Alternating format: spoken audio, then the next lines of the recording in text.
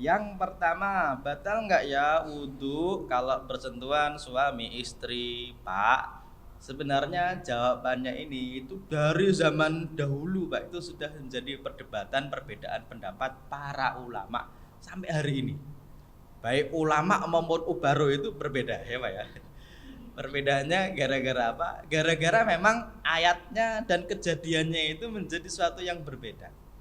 Makanya kalau jawaban sederhananya begini, dalam madzhab Syafi'i batal, tapi dalam madzhab yang lain itu nanti ada apa namanya hukum yang lain, ya. Misalnya dalam madzhab Hambali, kalau apa namanya syahwat batal, kalau nggak syahwat nggak batal, gitu ya. Nanti ada yang kalau pakai apa namanya langsung batal, kalau nggak langsung nggak batal, ada yang begitu. Tapi dalam madzhab Syafi'i, suami istri karena bukan mahram maka batal wudhunya.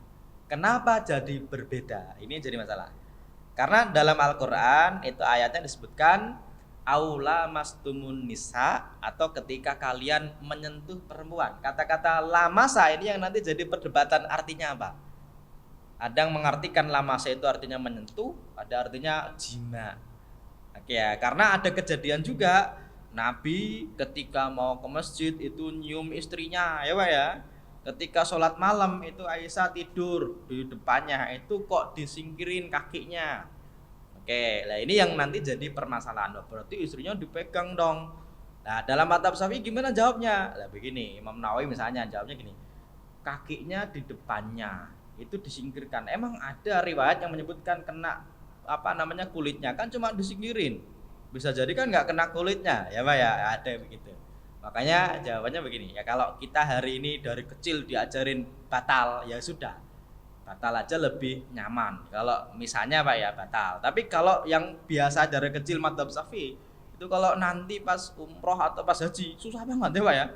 Apalagi bareng istri, itu mau nyentuh gimana? Kalau nggak nyentuh Pak, kadang-kadang Pak nggak kesentuh istrinya oke, tapi yang orang-orang Afrika, India itu yang perempuan Pak itu ya, itu suka ngesel-ngesel ya Pak ya, apa namanya, suka desel-desel gitu kan ya. Wah ini agak-agak susah. Makanya biasanya orang Indonesia yang kalau di kita ini bermadzhab Syafi'i banget, itu sampai sono Pak, itu nanti biasanya pindah madzhab ya Pak ya. Nah, kadang-kadang begitu. Oke, kadang-kadang begitu. Atau kadang-kadang Pak kejadiannya menarik. Menariknya begini, ada seorang suami ya Pak ya, itu madhabnya Syafi'i, NU misalnya. Kemudian yang perempuan itu enggak bermadhab Syafi'i, dan ini kejadian nyata Pak. Ya Pak ya, itu perempuannya itu kebetulan persis dari Bandung. Saya punya teman Ustadz yang temannya itu kebetulan laki-lakinya NU, perempuannya persis, yang secara hukum di kita biasanya NU itu menganggap perempuan itu batal kalau kesentuh, kalau persis itu biasanya menganggapnya enggak batal. Itu Pak malam-malam Pak, suaminya itu mau sholat malam itu sama istrinya digoda Pak, ya Pak ya, habis mau sholat ayo ayo kan itu ya, akhirnya kesentuh wudhu lagi, terus digoda lagi wudhu lagi, akhirnya nggak jadi sholat, jadi anak Pak, ya Pak ya. Nah ini kadang-kadang memang perbedaan pendapat ini ya Pak ya, dalam fikih nanti banyak. Kalau mau kita nanti, saya biasanya Pak kalau belajar fikih itu lintas madhab 4, karena dari awal saya kuliah itu Pak, itu jurusannya syariah perbandingan madhab. Dan insya Allah Bapak kalau tahu banyak, insya Allah nggak kagetan ya Pak ya. Ada orang yang baru tahu, oh kok gitu ya, kok gitu ya, itu kadang-kadang kaget. Ada orang sholat Allah Akbar, lo kok nggak sedekap ya, emang ada ya, kadang-kadang kaget ya Pak ya. Ada orang sholat tangannya kadang-kadang kanan kiri, kadang-kadang atas bawah, itu kaget. Karena memang baru tahu kalau oh ternyata ada ya.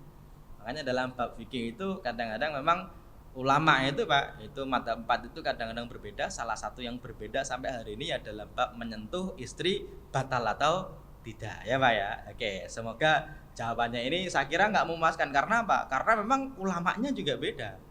Dari dulu memang berbeda ya. Kalau Bapak menganggap batal ya udah batal, itu lebih nyaman. Kalau memang nggak batal Pak Ustadz ya nggak apa-apa. Ini sebuah perbedaan yang tidak saling menyalahkan ya Pak ya. Ini dalam bab menyentuh laki-laki dan perempuan dalam kasus suami istri. Untung Pak istri sendiri yang disentuh, coba istrinya orang lain ya Pak ya. Karena hari ini ada juga yang punya slogan bojomu semangatku, ada gitu ya Pak ya. Istrimu semangatku, ada Pak. Semangat kalau istrinya orang lain itu jadi masalah karena digodain sama suami yang lainnya. Nah, ini yang bahaya. Karena apa namanya itu termasuk apa namanya keberhasilan setan yang tertinggi ketika bisa memisahkan suami istri ya Pak ya. Makanya hati-hati.